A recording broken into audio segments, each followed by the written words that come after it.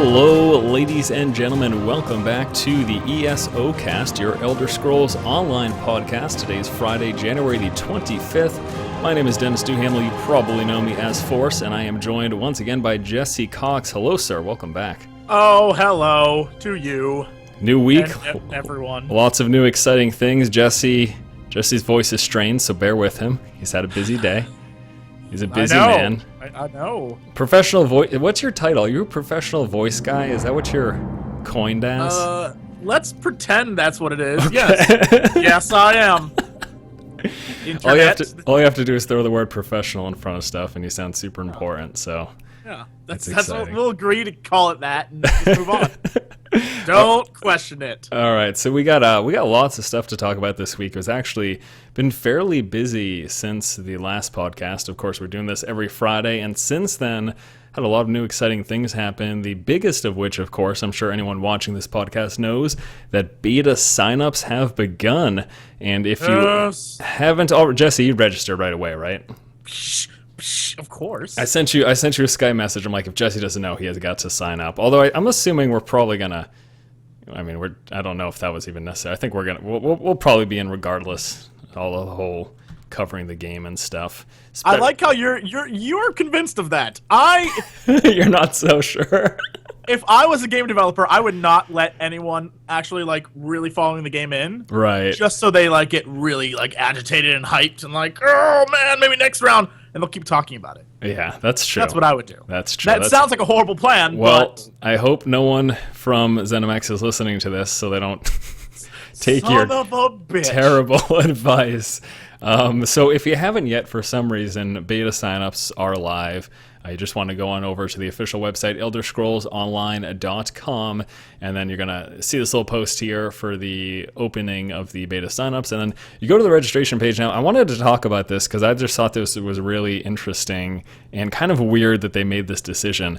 So they have this thing where as you're filling out the beta form, you've got a progress bar that tells your likelihood of getting in. That was an amazing feature. I actually really liked that, yeah. Well, here's the reason I think it's stupid, to be honest. What? Well, all right, I understand, okay, you want to make sure you filled all the information, but the problem is, I think the way they've done it is that, if you don't put in guild information, and you don't put that you've tested in the past, it says, you've got an average chance of getting in. Now, if someone gets to the end of this whole sign-up process, and they look to the right-hand side, and they're like, wait, I only have an average chance? Any person with half a brain is going to go back and just fill out everything until it says you've got the best chance possible. So I feel like all this did, it's great that they had this. They've got this internal system that says, hey, depending on these parameters, your likelihood of getting in is increased. But I thought that should be under the hood because people are just going to lie out their teeth. How are people not... You know? I guess you have a point. No, you have a point. When I went through it my very first time, it was you exceed all expectations. We bow before your beta privileges and experience. So I was like, oh, thank you. It made me feel good about myself. Right. When you say it like this, now I'm worried. Well, no, that's just... It would just make sense that anyone would see that and be like, okay, so my chances of getting in are terrible. Let me just go back and pretend that I've got a guild and fill in this guild website. I don't know how much fact-checking they're going to be doing here to make sure that the stuff that you fill in is true. But if they're not, you have to assume they're going to be, hundreds of thousands, if not millions, eventually beta signups. And I doubt they're going to filter through all of them. It's just weird because of the fact that I think all this really did was spur people or make people inclined to lie about things just to increase their chances. Maybe that's just super cynical. Maybe not everyone's as evil as I think, but that logically that's what I would do. Well, I had a friend who applied and he sent me a message. It was like, oh man, I was just above average. And if people are that honest with themselves, then good. Maybe I screwed ZeniMax over here, though, because maybe now people are going to go back and refill out the form. And this is why we don't get in the beta. Yeah. Thanks. This is the reason. Oh, man. So yes, beta signups are here. And to go along with with this whole thing, there's been a bunch of new stuff in terms of information about how the beta is going to work. So I did want to go over that with you guys here today. So the first thing we want to talk about is when is the beta going to start? Well, literal vocabulary that was used was very soon. So they're looking to start it up very soon. When I hear very soon, I'm assuming within the next couple of months. I'm not thinking next week or anything, but within the next few months, I think that's when they're going to plan to start the beta. Now, this doesn't mean that anyone who signed up is going to get in. In fact, what they're planning on doing here, and we got this information actually from the most recent Bethesda podcast, specifically focused on Elder Scrolls Online, where they talked about the fact that the beta signups have just started, and they talked about sort of how the beta is going to be structured. So from that, what they've said is that they're looking to basically segment it into these various parts. So just as an example, this isn't necessarily exactly the case, but just as an example, maybe the first beta test is going to last for a 48-hour period, and it will consist of testing the early area for the Aldmeri Dominion. That's just an example. And then the next beta test, maybe they're going to test the early area for the Daggerfall Covenant, as an example. And they're going to do these in little segments that are going to be short bursts. It's not going to be you're in the beta and you go in and you can level a character from 1 to 50 and just play whenever and go wherever you want. They're going to have it very, very focused. They're basically calling it like focused testing. And this is actually a lot different from any prior MMO beta testing that I've done, because in the past, it's always been, you're in the beta and you just go in and you do whatever you want. Have you ever been in a beta test that's been that focused, Jesse? I found it really interesting that they've decided to do this. I have, and now I can't for the life of me remember what game it was. It was recent. It was very recent, too. So that might be like a new thing that people are doing. Mm-hmm. But I know that in the Mists of Pandaria beta, you could only start in one zone and everything else was locked. And then they unlocked other zones, but then locked the first zone again, and certain things were cut off from you there. I don't think Star Wars did it. I'm trying to think. I don't think Guild Wars 2 I did. Yeah, I did get into the beta for that, and that was literally you made your character, and you just played the game. Yeah, the one with that one is there was you couldn't tell anyone anything about the game. Like, look, you can play it, but that's about it. Right. There was another one, I can't remember what it is, but it was completely, everything was like, you have 48 hours to play this. Maybe it was Guild Wars 2. Chat saying it was Guild Wars 2, but basically... Well, they did beta weekends, but I didn't think... It's not even so much like the confined time period, it's that they're literally, like, in Elder Scrolls Online, in the beta testing, from what they've said, you're only going to be able to play, like, the start area. And that's it. The start area of this specific location. And they went as far as to say, in subsequent beta tests, they're going to actually make it so that they don't always want just to get detailed information on the starting area. They're going to like level up people's characters and be like, okay, now we want you to test endgame with this particular class and this set of skills. Well, Star Wars did that. I remember that. Huh. At some point towards the end, a lot of people had, like, some people had 50s and some people had, different characters. But at the end, I think I had like a level 14, and then they buffed, or they didn't. They just gave you 5 random characters, or 4 random characters, something like that. And they were like, "Hey, take these max level characters and go have fun." So I remember that.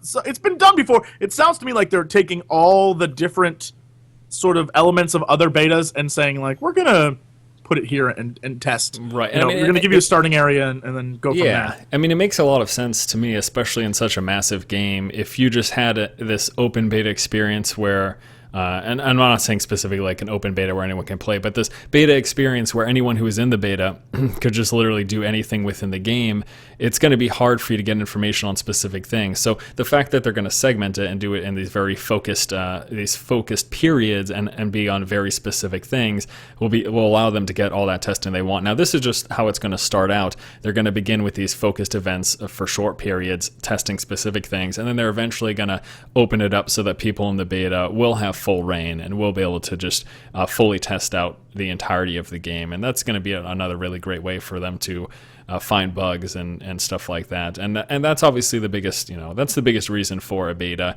There's a lot of arguing as to the prevalence of betas nowadays with so many games, and some people saying it's just basically glorified marketing for a game. Really, that's what it's become. Right. Pretty much, yeah. And that's definitely true, but it seems like ZeniMax is really trying to steer away from that and have it be focused on, we want to test the game, we want to test the parameters, we want to stress the servers, we want to make sure there's no bugs. And another big part of the beta thing that they talked about is trying to make sure it's sticky. And that's a huge thing. Like right from the get-go, you play the game. Do you get hooked in right when you start? And that's another big thing that they're going to be testing here with the beta, is to make sure that they're going to be that they have a game that people are going to be drawn into right away, and then also over the long haul, are they still playing? Are they still plugged into the title? So yeah, it'll be really interesting. I'm looking forward to that. I just hope, one thing that's always bothered me about certain time period beta events is sometimes I'm not available then for certain games. It's been the case where look at you. Well, at the beginning, you're like, well, of course I'm going to get in the beta. And now you're complaining because, I'm so busy, I can't play the beta. Well, no, someone is full of themselves today. I'm just saying, it's not even like I'm so busy. It's just like, I don't know, whatever. But all I'm saying is that in prior experience, there have been 24-hour beta events for certain games, and I was tied up during that time, and I wasn't able to do it. And that was kind of frustrating, because it's a game that I wanted to try, and I was really looking forward to it, but, those time limitations. So that's another thing, too. With these beta events, I'll be interested to see what time periods they select. I would assume most companies will do like a Friday, Saturday, or Friday, Saturday, Sunday sort of thing, because that's when most people have the most amount of free time. So I would assume that that's what they would lean towards. But yeah, again, just assumptions, a little bit too early to tell. But anyways, just to recap, the beta signups are here. If you haven't done that yet, go ahead and do that. Increase your chances to get in by lying. And don't do that. That's wrong. And it should be starting soon, which is exciting. People have been wondering too the sorts of things they're going to be looking for in terms of like who they're going to select. What I would tell you is just be forthright about like your computer specs. In fact, they have this whole DX Diag thing that will make you basically submit your system information. And the thing about that, and people shouldn't be worried, if you've got an older computer, that does not lower your chances. In fact, as far as I'm concerned, that might even increase your chances to get into the beta. Yeah, one of the things that I know a lot of people in chat were saying, like, oh, I clicked everything. I don't know if that's necessarily the way to go. Honesty is definitely the best policy here. Right. For me, when it said, like, what are you most interested in? How do you play? I was like, you know what? Casual. And I'm interested in PvP. And let's do exploration and lore. And that was like it. Right. And it still gave me like, you are an amazing candidate. We would like to invite you to Bethesda. Why are they? By the way, why are they futuristic death robots? I didn't realize that. Are those the employees at Cinemax? It's the internet. Yes. Having been there, I've met them. They're all soulless robots. And now the emails. I just felt like I was watching an episode of Doctor Who. I feel like an idiot. I can't. What are the name of those things? You know what I'm talking about, right? The Daleks. Yeah, that's right. Yeah. Those guys are crazy. I saw at Barnes and Nobles there was a pen that had like a whole bunch of a Dalek. I think that's what it's called. Had a whole bunch of quotes from it. I just think that's hysterical. That's great. You nailed the voice, by the way. I didn't even know if that was intentional, but you did. I don't think I did, but thank you. Thank you. Professional voice actor. That's the professional voice actor coming out. Yep. That's what that is. So it is pretty exciting. Like we said, it's going to start. It should be starting sometime soon, which I assume will be within the next couple of months. They're going to start off small. They'll be inviting small batches. They basically stated they're going to be looking for the best testers early on, so people with prior experience and I guess people with lots of free time that are willing to submit lots of information. And if you do get in, once it happens, make sure that you do that. That's a big thing. I will freely admit I hate in-game questionnaires and betas.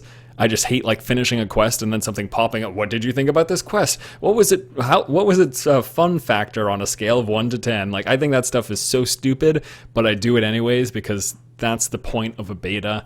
And so yeah, if you get in, make sure that you're complying to all that stuff. I imagine that I having done the exact same thing. Every time you enter into any sort of beta, you get that awful questionnaire. It's like, how would you rate this? Was it an excellent quest? How was the rewards? And it keeps going on forever. And I agree with you. I always like, cancel, and don't ever do them. And I feel like if you're the guy whose job it is to read that, when you actually get one, it's like the best day of your life. Like, right. They care! They really care! He like shares it with the office. Like, look, a guy sent me something! Right. Like, we can continue to pay you. Like, thank you. Man, yeah, people have to write those. The questionnaires, like trying to figure out. Did you enjoy the starting area? Would you play this game again? And the worst part is the only time I actually ever send something in one of those questionnaires is when it's really awful and buggy. Right. Like in Guild Wars 2, there was a one of the missions was bugged the entire beta, and I was furious. And I sent them a message like, "This is unacceptable." And then come live, the same mission was still bugged, and I was like, "Do you not ever read anything? You are horrible people." And then I realized, like, I never said anything nice about it. I could be like, "I really like the World v. World. It's wonderful." But no, I was like, "You are assholes." I would have to imagine that being part of anything like quality assurance or customer those have got to be the most depressing jobs, because it's true, like a majority of what you deal with is all the negative. People rarely write in to say this is awesome, good job. Like if I'm enjoying a game, I'll just continue to play it. I won't send them a 15-page letter talking about how awesome it is. But maybe we need more of that. We should start a Kickstarter to Well, I mean, I was at ZeniMax, and their quality assurance room is literally just like 3 guys and a bottle of Jack Daniels. Yeah, I mean, that's of it. course, yeah, of course. They're just like, another day of work, pop. And They bar up the windows to make sure no one jumps out. They have those nets that are on the top of tall buildings to catch people. Yeah, exactly. Necessary. Well, yeah, I'll try to make sure then, with all this said, I'll try to make sure I send some positive reinforcement during the Q&A testing portion of the beta. All right, so most of this information that we've talked about in terms of what the beta is going to be covering and what it's going to consist of can all be heard at the most recent Bethesda podcast, episode number 17, where they talked about the start of the beta and all the things the beta are going to entail. It's about 19 minutes in length, so if you're interested in hearing those things again or hearing them potentially in more detail with less horrible jokes, you can give it a listen right over there. Also in the Bethesda podcast, during the ending Q&A, something I wanted to talk about is they mentioned how the death system in the game was going to work. So this is pretty cool information. This was new to me. So the way it's going to work is... Yeah, I never died in the... No, wait. I did die once, but it was at the very end, and I was dead when they were like, "Hey, we're going to stop for the day." Yeah. So I never got to see what happens. Okay, yeah. All right, so here it is. This is the deal. If you die in the Elder Scrolls Online, as of now, this is how it's going to work. You keep all your items, which I wasn't ever thinking I was going to lose all my items, but they did make a mention of the fact that you will keep your items when you die. When you die, you've got 2 options in terms of how you respawn. Now, this sounds familiar to me. This actually, I think this is how Guild Wars 2 worked. It's been a while since I played, but you can either decide to continue from your current location with some kind of penalty, so whether they're going to subtract some currency or some experience points or something like that, but you can respawn from where you died with some sort of a penalty, or you can respawn from a previously activated way shrine. So they're going to be way shrines in the game. They will work as a fast travel system. They're going to work as a fast travel system, and they'll also work as basically respawn locations or graveyards, whatever you want to call them. So yeah, you've got... Do you remember? I think that's what they did with Guild Wars 2. I'm pretty sure that's the system they implemented there. With Guild Wars 2? I think I thought I remember being able to respawn. Guild Wars 2 the secret world had something like that, I think. Yeah. Guild Wars 2's death system is... you can go back to a waypoint, which is fine, but you can also, if you die, you can fight to live, and if no one's actively trying to kill you, you'll get back up. And so there is no penalty for that. I kind of hated that system, by the way. I didn't like that. We have to finish them off. In PvP, that was the most annoying thing in the entire world. It feels good. I'm sorry, it feels good to me. Especially when you're down and then you can get back up and like, what now? What now? Or when they're down and then you just plant a flag in them like you're done. But if you die, if you die, it's because you lost. You get you shouldn't get a reprieve. You shouldn't get to come back when you're... I don't know if you're doing a battle and the guy's almost dead as well. And it's like, I guess that would be that cool. Makes you feel good. That if both people were down at the same time and you have to use your stupid little second life ability. I don't know. It's good. Star Wars had that too, where you could once, I don't know if it was like every hour, however long it was, but if you died, you could summon a little guy to res you. Right. And then you could run off. You'd have like 10 seconds or so of invincibility and invisibility, so you could run off into a corner and hide, and then heal up, and then go back in and try it again. That was a good thing. But the problem with that is if you like in Guild Wars 2, the waypoints, there's like 8 in a zone, maybe more.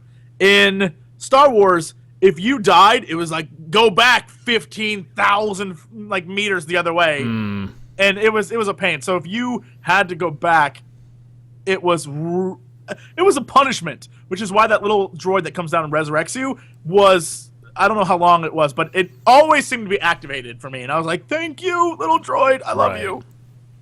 Yeah, I think that sounds great. I think the system that they have planned for the death sounds perfectly fine. You know, if you want to revive where you are, you'll lose.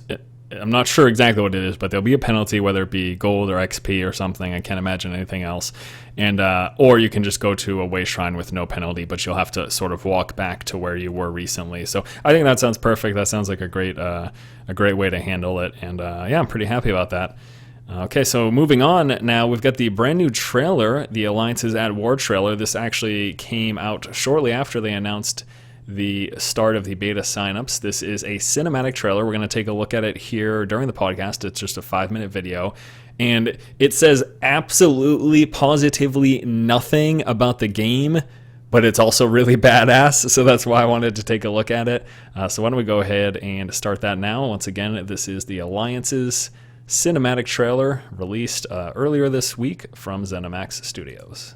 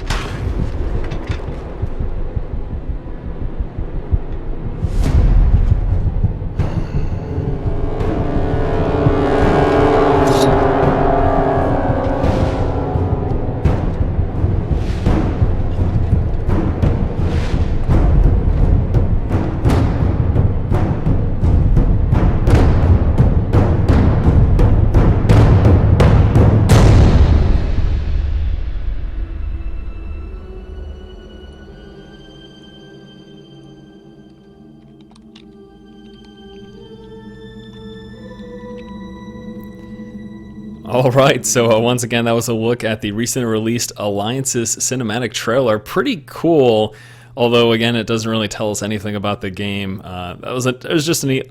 I like cinematics. I prefer gameplay footage, but it was pretty neat. I like that. I believe I'm trying to break this down here. So that looked to be just these the different factions raiding the Imperial City or the Empire or whatever. I'm assuming that the battle is taking place while they were like going into Cyrodiil, right? That seems. Yeah, because there was a fourth faction that I assume is... last week we saw the lore video where they said that right now there's the guy on the throne, but he's sort of like a wannabe pretender kind of thing, and so that's why the factions are going to go clear the area out. And that was sort of a one faction going in, and then the other faction shows up and is like, hey, we want this too, and then the last faction's like, hey. Hey, I'm here, guys. My favorite part of that entire trailer is every one of the main characters, I was like, all right, well... it's Altair from Assassin's Creed. Right. Evangeline Lilly was the elf from Lost. Yeah. And then Ron Perlman was the Skyrim guy. Right. Was the Nord. I was like, basically, I would see this movie. It's an amazing cinematic. The archer was just completely badass. That's ridiculous. That's what I'm saying. Like he's pretty amazing. He makes you want to kind of play a human, which I feel like if I was making this game, I would hype up any human faction, the Covenant especially. I would hype them up because a lot of people don't play humans, especially in the world of Elder Scrolls. Right. People were actually talking about that, and then I love it's beautiful. It looks amazing. Earlier this week, there were a lot of other trailers released, and I was really impressed, and I saw this and was like, well, I have my favorite of the week. Right. But with that said, the one complaint I have is if it didn't say Elder Scrolls, I would not know this is an Elder Scrolls game. Yeah. That's the thing with cinematics. Like, I remember seeing the cinematic for the Mist of Pandaria expansion. I was like, this is so not representative of the game. It's just, I don't know. Like I said, it's neat, but it doesn't... As a gamer, it's not as cool to me as like a movie trailer, sort of like you said. Like if they're coming out with a CGI movie, like, oh, okay, that gets me pumped up for it. But that doesn't so much get me pumped up for the game because I know the game's not going to look like that. You know what I mean? It's neat, though.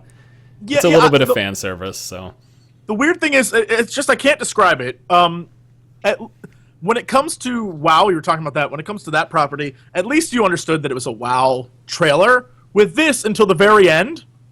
it doesn't piece together that this is a Elder Scrolls anything. I guess because there's no dialogue, no talking or anything. Right. And so they don't say what you're actually watching. Right. But I mean, there was the preface of like Bethesda Softworks and ZeniMax. Right. But yeah, no, you're right. Until the very end, you're like, this looks amazing, but I don't know exactly what we're looking at. Right. When it comes to, say, Skyrim, for example, that trailer, like from the get-go, you heard the theme song, you heard the music in the background that was sort of like the overarching from Oblivion and Morrowind and all that stuff. So you have the music starting up, and then you have the lore aspect of it, and then you have the graphics, and so it all sort of fits together in that world. This time, there weren't any musical cues, and the graphics are updated to like almost human levels of realism. Right. Except for the undead zombie werewolves. Yeah, werewolves. Which super awesome. Those are cool looking. Look, we could have werewolves. We're gonna do zombie werewolves. I guess like with the whole Molag Bal infestation, like the undead is gonna play a big part in this game. Like it's like an undead invasion, basically. It's what's happening with this game. So it has its place. It makes. If anyone was wondering why they were zombie werewolves and not just normal werewolves, that's why. Like the Molag Bal invasion that's occurring in Tamriel is revolved around like this undead invasion. So, yeah, I think it's funny. Like if you're questioning the existence of zombie werewolves, you've got your priorities wrong. Because that's awesome. Yeah. I don't know about this. That's too much. No, shut up. That is just right. Yeah, I agree. And something you touched on that I'd like to briefly discuss here too. I'm sure we're going to go into it in great depth in future podcasts, but I am a little bit concerned about the faction balancing. Primarily because you talked about people wanting to or not wanting to play humans. My biggest concern is I have a very strong feeling that with so many people getting drawn into the Elder Scrolls series through Skyrim, I feel like everyone's... Oh, Ebonheart? Ebonheart. is going to Yeah. be like it's the Nords, the Dark Elves, and the Argonians. Argonians Yeah. are they've probably got a smaller base, but Dark Elves and Nords, I feel like a ton of Nords specifically. I feel like so much of the Elder Scrolls player base, because there's a lot of new people from Skyrim are going to play Ebonheart Pact, and I'm really concerned about a smaller population on the Daggerfall Covenant and Aldmeri Dominion side. I think that might be a legitimate problem. Now maybe the mega. We actually brought this up when we were at ZeniMax for the sort of like meet and greet thing that we did. Sure. And we got to check out the alpha. This was brought up. I was very fortunate. I don't think we talked about this last week, but I'll bring it up now. So I go to ZeniMax to go check out Elder Scrolls Online, and while I'm there, apparently all week they had people coming and going, all these different things.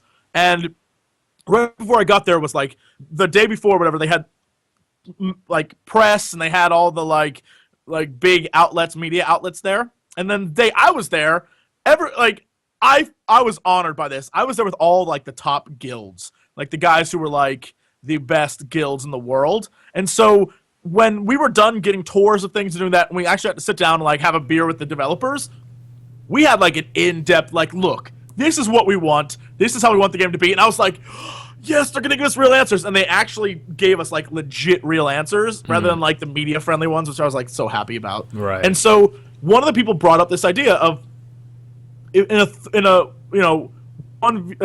like a three-way battle. I was trying to come up with like a 1v1v1, but that's stupid. In a three-way battle, you have one faction that is no matter what going to have more people. And in this case, Sure. I think you're right. Ebonheart will probably have more. I love the idea of Ebonheart. I think that's an amazing faction, Right. with all the things they have. But their response was, that's okay, because our hope is that the other two factions will join together and fight them. I think If there that needs to be happens, I don't incentive know. for. I think there needs to be incentive for that, or maybe something they could do. I wonder in terms of balancing. You know, you look at some MMOs and they've got these systems where if in a particular instance, so we'll call Cyrodiil like an instance. If one faction greatly outnumbers the others, you can have buffs towards the people on the lesser side faction to try to equal it out. So, you know, if just say, like proportion-wise, say Ebonheart Pack outnumbers the other two like 2-1, if you like, I don't know, double or add 50% stats to the people on the smaller side, then they've got a greater chance. You know, they can do 2-on-1s to balance out the fact that they're outnumbered ratio-wise. I think something like that could potentially be an answer as well. I think there would definitely have to be a reason, because they can't just hope, okay, Ebonheart Pack is dominating most of Cyrodiil right now. Let's hope Daggerfall and Aldmeri work together, you know what I mean? They're probably just going to work on opposite fronts to push them in, sort of thing, you know? So. Right. One of the things that's coming up a lot is, and I just saw it again, it drives me crazy. People are complaining that it doesn't follow the lore. This prees the lore. This is 1,000 years before, and 800 years before the first game, I think. I'm trying to figure out. So 1,000 years before Skyrim, and that's what most people are probably yeah. familiar with, so yeah. So it's 1,000 years before Skyrim. So anything that you know does not apply to this world. Right. So stop talking about lore that doesn't exist. What I was referring to in the actual like cinematic is thematically the video. You could have put any title at the end of that and said like elf versus Nordic human man's the game, and it would have, and people would have been like, wow, that was awesome. Yeah. That's what I was referring to. It's an amazing trailer. It's just that I'm like, oh, give me something to work with. Mm-hmm. So, you know, that's just my opinion, though. Right. Yeah, it'll be interesting to see how they decide to balance it. And like I said, that's probably something we'll go into much further depth in a future episode. I just did want to touch on that briefly. And another big thing we're going to go into here in terms of news before we move on to our discussion topics for today's cast is there was a interview that took place on MMORPG.com with the game's creative director, Paul Sage, and they covered a lot here. So if you head on over to MMORPG.com and look for let me see what it's titled here, Elder Scrolls Online, Paul Sage Talks Beta Crafting and Progression. So they covered a lot of stuff during this interview. One of the first major things that they talked about, and actually I've got a little video here that we're going to mute it, but I'll just open it up and play it here so you guys can watch it while we discuss this. Can I just say I don't really know quickly? why I'm moving. I'm telling you everything I'm doing production side, in case you're wondering. I am getting such pushback. People are like, Jesse, there was a jungle in Cyrodiil at that point in history. You're wrong. And I feel like WoW may have spoiled me because I'm just so used to retcons. I'm like, no, there clearly isn't now. And Get over it. Something I'm else. like, there isn't anymore. Deal with it. I guess before I hop into this too, I should mention, like along your lines, there's going to be some adjustments that have to be made for the sake of balance in particular. If people are complaining about these alliances, like, look, you have to realize they set out with a goal to follow a Dota type system where they've got 3 faction PvP, or like a planet side is another good example. Obviously Dota is much more the same type of genre with magic and all that stuff, but yeah, they set up to have this system where there's 3 faction PvP. One of the main reasons behind that is because one of the guys who started ZeniMax Online, the developer specifically working to make this game, he was part of the what the hell's that game's called? Just completely lost it. Wow, I'm an idiot. What's it like? The game that we were just talking about. Dota? No. Star Wars? Guild Wars 2. Dark Age of Camelot. Oh. Wow.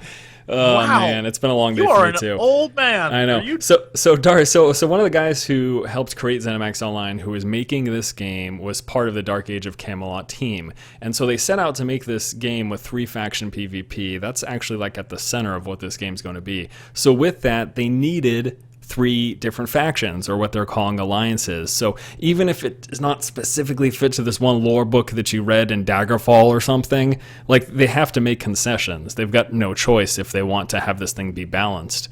That's my understanding as to why they did that, and that makes the most sense. That's the reason behind it. So yeah, there are going to be things that maybe not exactly in line, and as Jesse said, there's probably going to be a bit of retconning as a result. But from what I understand, they're trying their best to be true to the lore. So yeah, if we're gonna be true to the lore, let's focus on the lore that's important. 1, if you're an orc, you get like 50 wives. 2, if you're an Argonian, you're a total slut. And 3, Nords are very loud. That's all the lore you need. That is the Elder Scrolls series in a nutshell. That's pretty much it.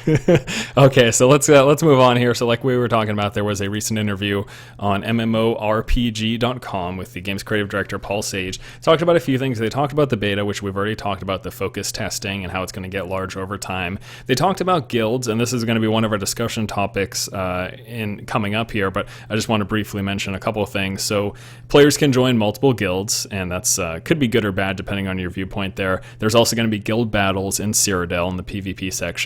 And there's the potential, they didn't give a direct answer, kind of a deflected answer, which implies this may be the case. There's a potential to be cross-alliance guilds. So you could potentially, this is not confirmed, but you could be part of Daggerfall and have other people in your guild part of the Ebonheart Pact. Like that might be the case. That'll be really interesting to see if they did that. It doesn't make a whole lot of sense to me with the 3-faction PvP, but if they did that, I think that'd be kind of interesting.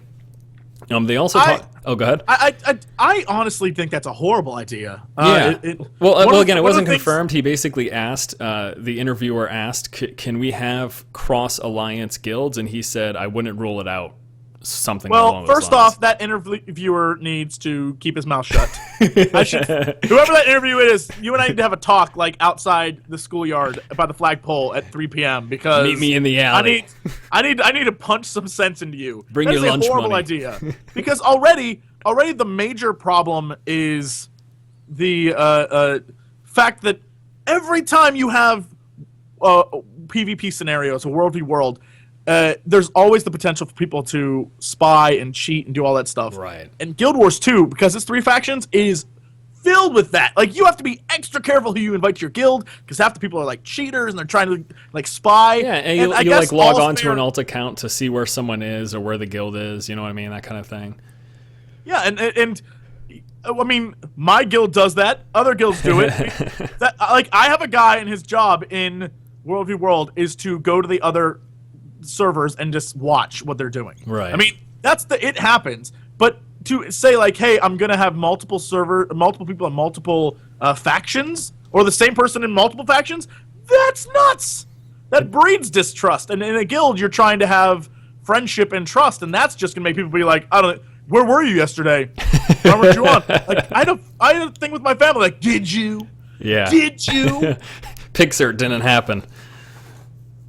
That's funny. I don't like that idea at all. Yeah, it'll be again. It's not even remotely confirmed. It was just sort of alluded to, so it may not be the case at all. But it'll be interesting to see if they do decide to do that. So also in the interview, they talked about how since E3 they've been working to try to make the game's combat more Elder Scrolls-y, specifically talking about things, you hit left mouse button, you hit it quickly for a quick attack, you hold it down for a heavy attack, right mouse button is to block. They're also talking about having like a limited UI and a small amount of skills, which was that the case when you tested the alpha? Was it like a small UI with only a few skills available, not a whole lot cluttering your screen? Yeah, I wish I could have gotten footage because describing it's very hard. The screen is your camera. The many views you have. You can go into first person. You can go into the next scroll back is an over the shoulder kind of like Dead Space view. So you have that like over the right shoulder, and your character's kind of off to the side. And then the next scroll back, and then every other scroll after that is your general MMO looking screen, right? Like where it gets further and further away, and your character becomes smaller and smaller. When you play, though, the way you play is, like you described, your mouse is the swings and blocks, much like you would do in Skyrim, for example. Mm-hmm. And then you have, like, powerful swings, and if you dual wield, you can, like, double swing with stuff. But at the same time, you also have charges, and if you bash a guy, you can get more points if you swing after. So there's all sorts of different things going on there. Plus, you have your stamina, like we talked about last week. But then on the actual screen is a map, like a little tiny map. That is your mini map. And then down at the bottom, maybe 5 hotkey buttons. And then I think maybe a potion one. And then a 6th button for your special. It's very much like Diablo in that way. And then other than that, that's it. Your screen is completely barren of UI elements. I think there might be one more thing for the questing, but you had to press T or some button to access it, and so it wasn't on your screen constantly. Like there was no clutter, and the way it worked is that a lot of people are like, well, what about spells and stuff? There are only 6 spells. No, there are many spells, but like I said, it's much like Diablo, in which you have to choose which ones are best for you and what works with your playstyle. And I'm totally okay with that. Yeah, they want you to focus on, the combat itself and a select range of skills. It'll be interesting in terms of like player skill cap and stuff to see how that plays a role. That's actually a big complaint about Diablo. It's when you have such like a limited skill set, it means that the skill cap isn't as high. So in PvP, in Diablo, that's not a big deal because PvP is not even in the game yet. But in a game so focused on PvP, like the Elder Scrolls will be, with an entire continent dedicated to it, and that being a large portion of the end game, it'll be interested to see, what PvP players think about having such a limited set of skills. I also believe, I'm not entirely sure, so don't take this as fact, but I believe they mention pretty much no cooldowns either on your skills, meaning there is that's fact. So this is no kind cooldown? of yeah. Well, Go ahead. there is. No, there's a general cooldown. They like can a global say that, cooldown? No. They can say that because everyone forgets stamina. This is an Elder Scrolls game, right. So you have a health bar, a magicka bar, and a stamina bar. And that stamina green bar, again, hopefully everyone watching this has played Skyrim. In that game, if you run out of energy, your swings, you can still swing, but you can't do jack for damage. Right. Yeah. And so your magicka is where you use most of your amazing abilities, right? And so that will run out. But your normal attacks, you can swing wildly like crazy as long as you want. But eventually, those attacks won't do any damage. And so you can still swing and look like you're crazy, but you won't be able to run, because running is also on the same stamina bar. Right. And so you have to be very careful. It's just like Skyrim in that respect. And so one of the things that I did when I played the alpha is I buffed stamina. And so when you get points, you can get points to put into your abilities to make them stronger, but you also get points to put into your health, your magicka, or your stamina. If you put it into stamina, you get regens, and your stamina goes increases faster, your health increased faster, your magicka increased faster, and then eventually it was like in combat it increased. If you put it into health, you get more health, but more defense and things like that, so that helps. And magicka, of course, your magic does more damage, stuff like that. And so you just have to prioritize what you think is most important to you. But because I was like, I'm running everywhere, so That's what I'm gonna do. Right. Yeah, and it makes sense. It's going to allow you to engage in combat longer and be more effective and all sorts of stuff like that. So yeah, and besides the combat stuff, they talked about a couple more things. They talked about character progression, and they mentioned the fact that once you hit the level cap, which is set to 50, you're actually only about a third of the way towards fully developing your character. You may be specialized in certain things. So let me just, as an example, I level up my character and I'm specialized in two-handed swords and one-handed swords or whatever. I've got those capped, but I can still try to level up in all the other specialties. I could try to level up in staffs and shields and maces or whatever. And that's something that's going to be part of the progression at level 50. They've talked about not so much adding crazy depth at the level cap, but trying to broaden your range of skills and become more well-rounded so that you can pretty much do everything.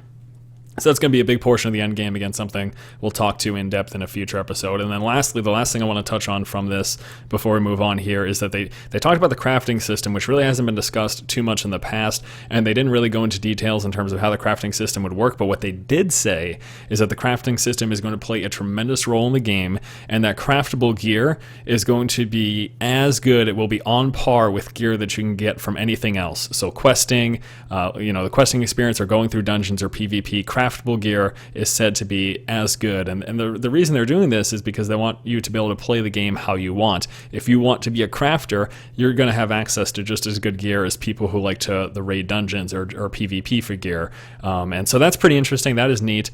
But I just wanted to briefly mention that. And once again, that is coming from an interview over on MMORPG.com. And this was an interview with Paul Sage talking about the beta, crafting, and progression.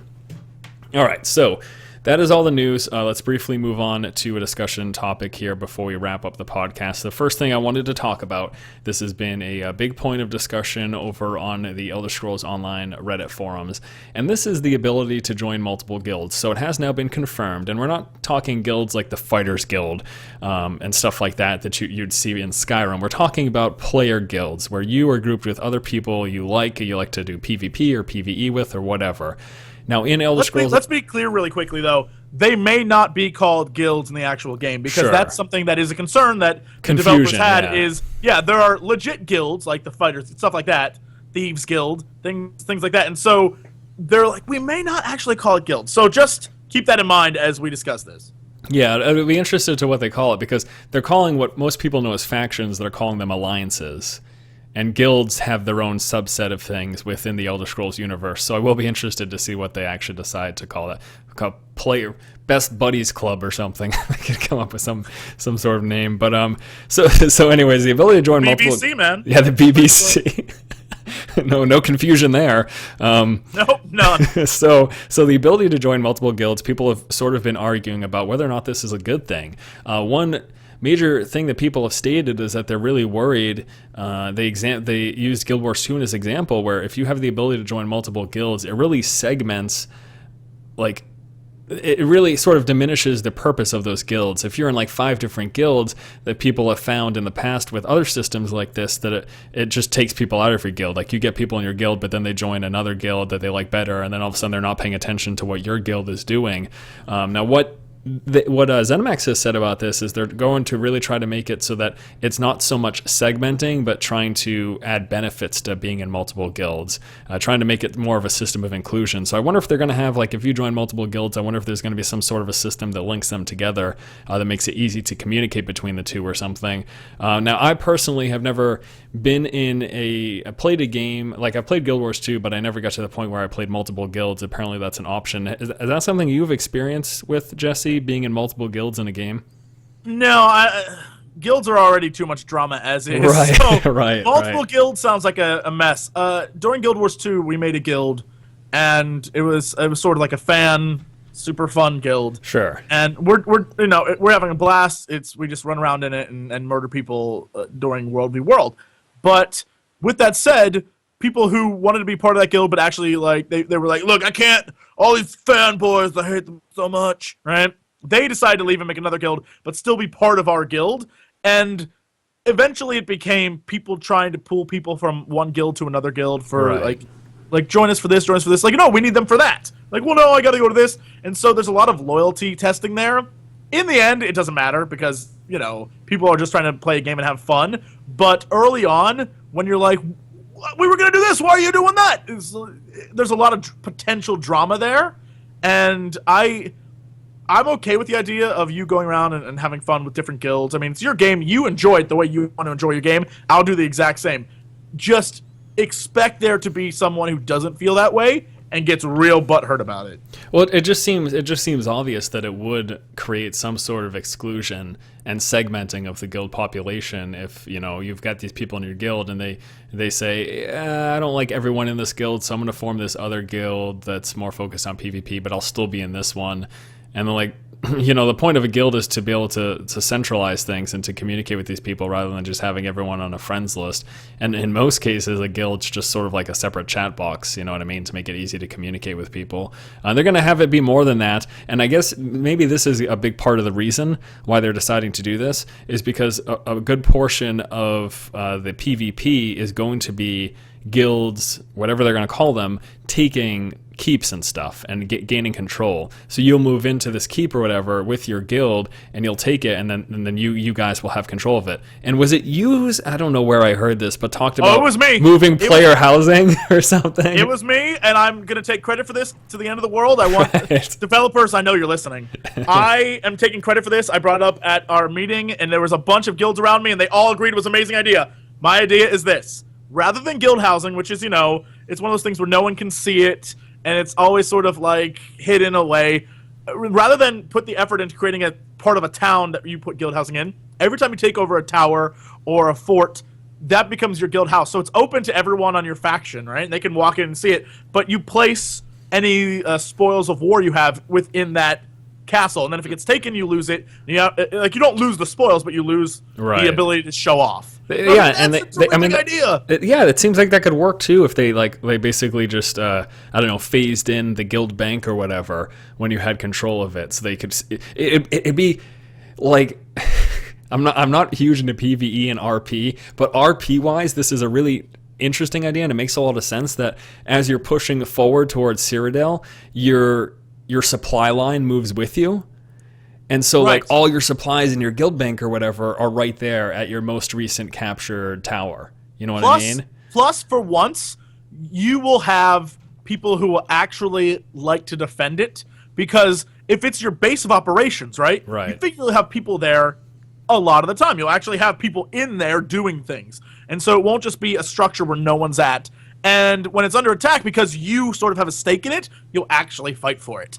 And that's one of those things I think would make this game amazing. Plus, considering they have the idea of towns can be taken over, and there are dungeons in the PvP area, and there are all these sort of raids there. I mean, that's where everything happens end game. So all the things that can happen there, you could starve the people in that fort, like cut off their supplies, and maybe what if that fort, right, where they have, let's say you can have a blacksmith and you can have your bank. What if by cutting off supplies to that fort, they slowly lose those access to those things? And then so their awesome base is just a shell.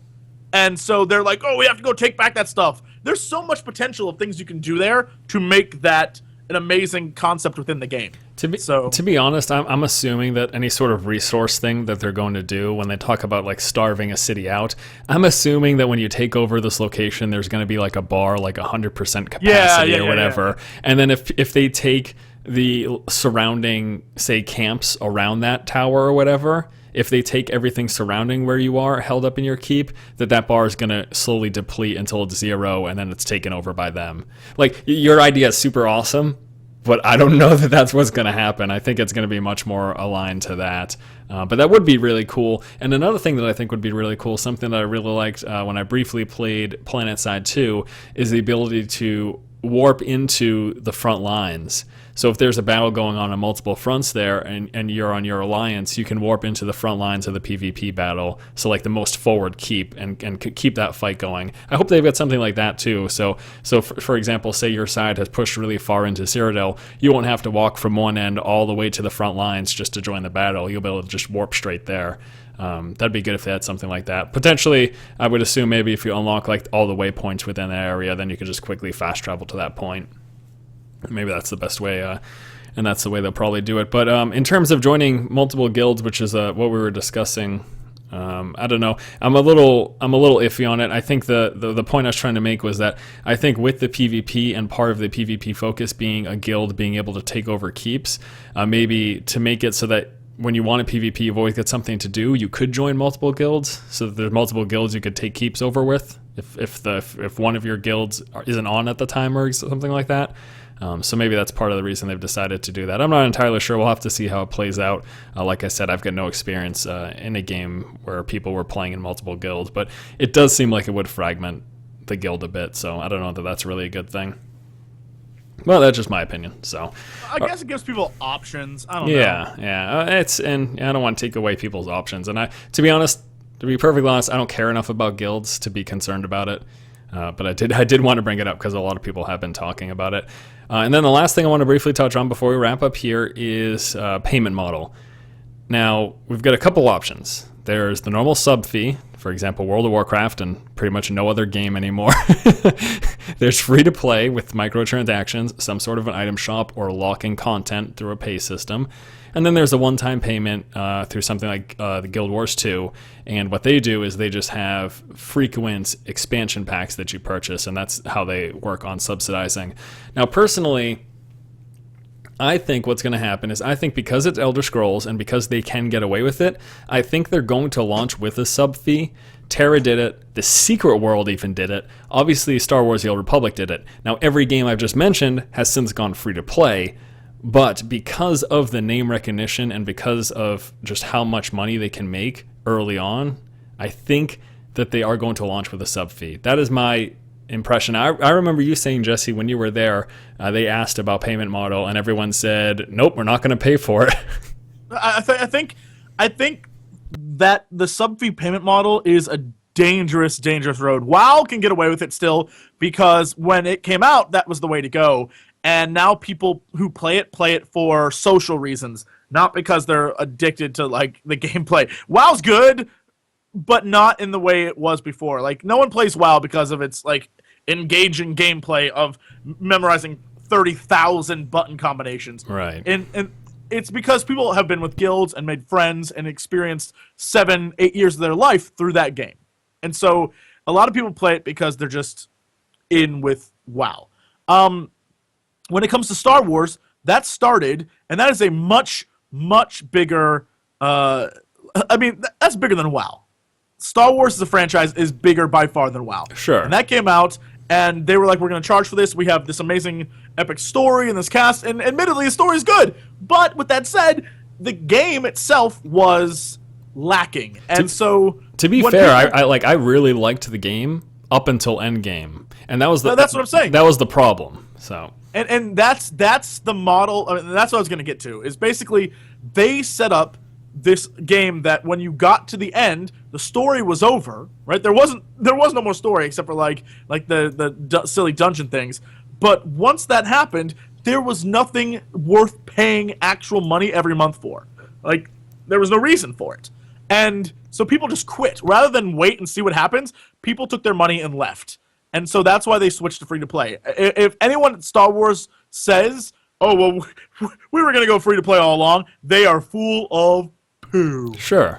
Because that was not their intention at all. And so the idea that Elder Scrolls should go that way, if they have any inclination, first off, I don't think they should. I think they should do a Guild Wars system where you pay for it once, and then everything else in the game you can buy if you want to buy like fun, silly stuff on their like in-game selling thing, but most of it you just get from the game. Right. I feel like the Elder Scrolls title alone will get enough money on that point. And then if they do frequent expansions, that's how they do it. They sell those. The thing that I feel like if they're going to go pay model where it's you pay $14.99 a month or whatever, they need to have, going into the end, so much endgame stuff that, like, the story doesn't end at 50, right? And I know you said, like, even after you hit 50, there's so much more to do. Whatever there's left to do needs to be so engaging that it can keep people there for, beyond the first month. That first month right. is when they judge a game. That free month that people pay for, or I guess don't pay for. When people do that, if they've beaten it, or it doesn't meet their expectations low level, those people will quit. Yeah. And if the people who are really hardcore gamers, if their expectations aren't met in that first month, they're gone too. And so you need to have an amazing, you can't be like Star Wars where you focused on that leveling aspect of it and you made it amazing and then screw the end.